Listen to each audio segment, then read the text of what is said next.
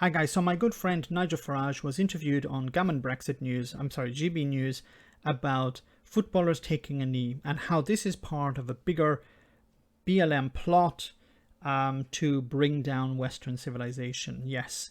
Now, it's important to listen to people like Nigel Farage very carefully because they will use what are called dog whistles.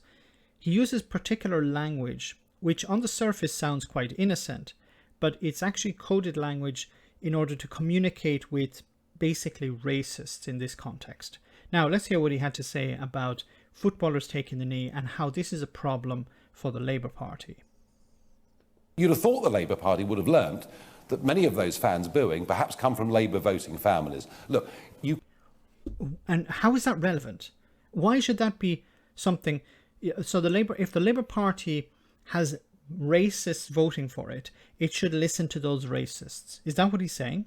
You cannot separate taking the knee from the Black Lives Matter movement. It is an avowedly, openly Marxist organisation. So it's a Marxist organisation. Okay, so there's a lot to unpack here. Has BLM ever said that it's a Marxist organisation? I haven't heard them say that they're a Marxist organisation. So where is Nigel Farage getting this idea from? Perhaps he's pulling it out of his orifice.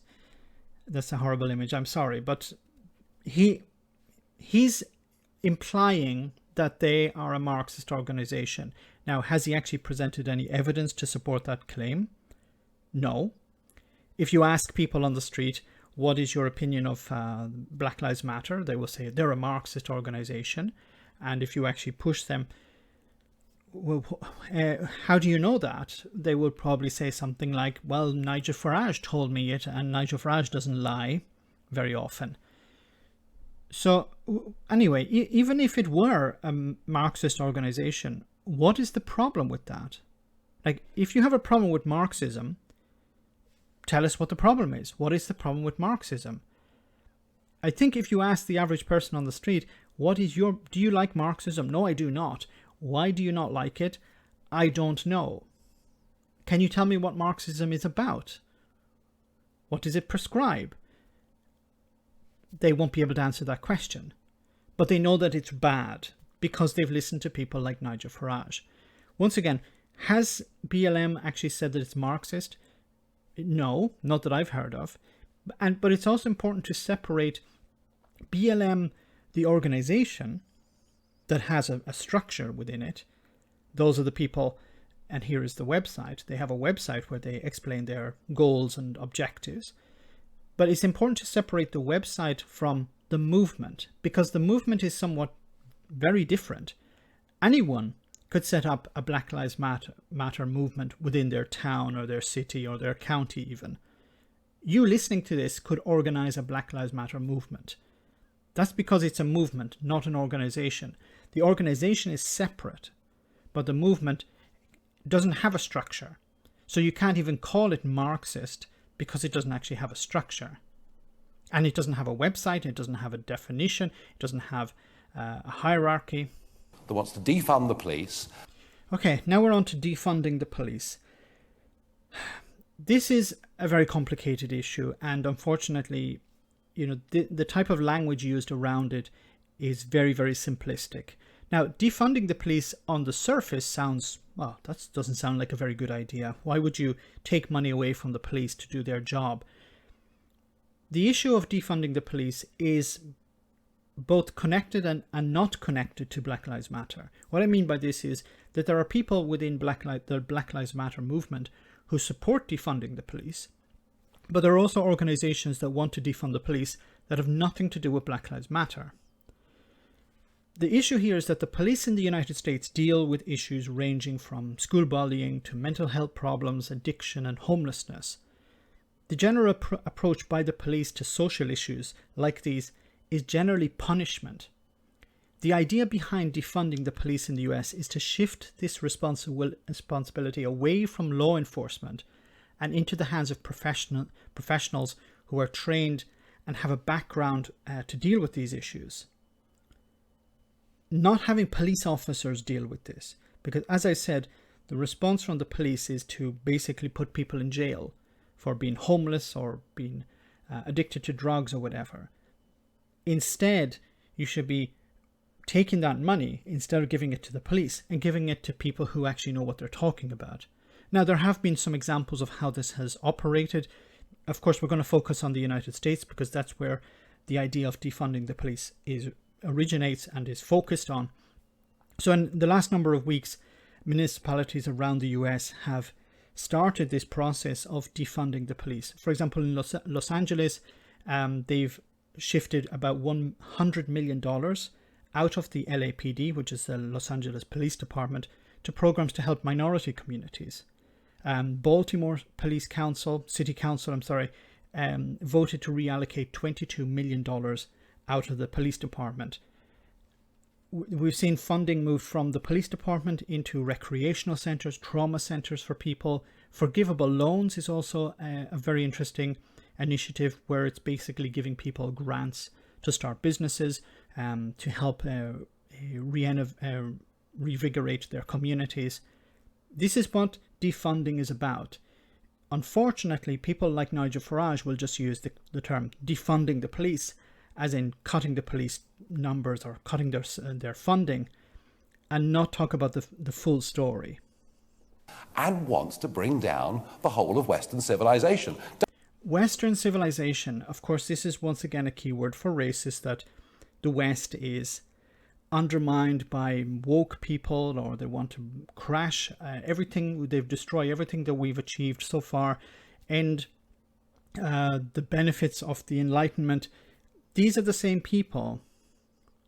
Nigel Farage is the type of person who was happy to rub shoulders with racists and fascists around Europe, who are the enemies of what he would regard as Western civilization, freedom of expression, the rule of law, equality, egalitarianism. Don't take my word for it. Just read the website and you... Read the website. Let's have a look at the website.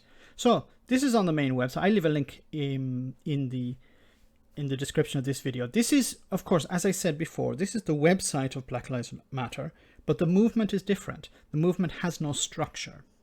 But on the website it says, end the 1033 program about militarizing the police. It says here also about ending white supremacy. Okay, maybe Nigel Farage has a problem with that. I'm not sure.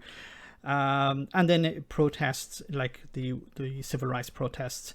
And then it gives some more information about some of the initiatives it has. For example, reparations, building a free black future for black people, global networks. But I don't see anything here about ending Western civilization. I'll leave you a link if you want to have a look for it. If you do find something, please tell me, because I haven't seen anything. Can't separate the two. And I think Gareth Southgate, who I admire in so many ways, and I think he's a very, very good example and a very good leader, when he said this week, we are about more than football.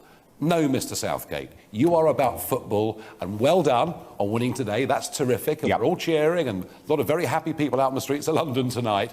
The problem with Nigel's comment was at the very beginning, when he said that many I think he implied working class people were booing. The Labour Party are ignoring those who were booing. So politics is involved in football. You can't remove politics from football. We have a strange way of looking at politics, where he's trying to paint politics as, Parliament or something like that, or politicians. Politics is more than that. Politics is your love for your town against your neighboring town, or your quarter against another quarter, or your country against another country. Working class against middle class, middle class against the upper class. This is all the type of politics. And football is, in general, the sport of the working class. So you can't really take the politics out of the game. You're trying to take the politics out of the game because it doesn't suit you. But I can guarantee if if these people had been waving Union flags or the flag of England, or praising Brexit or something like that, I'm sure Nigel Farage would have no problem whatsoever with it.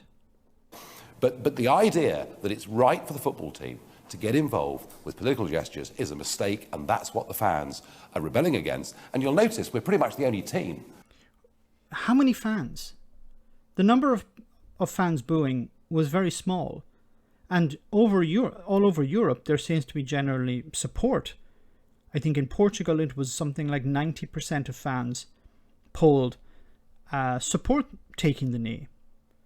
So Nigel Farage is trying to exaggerate the numbers here, that there's a significant number of people who are booing.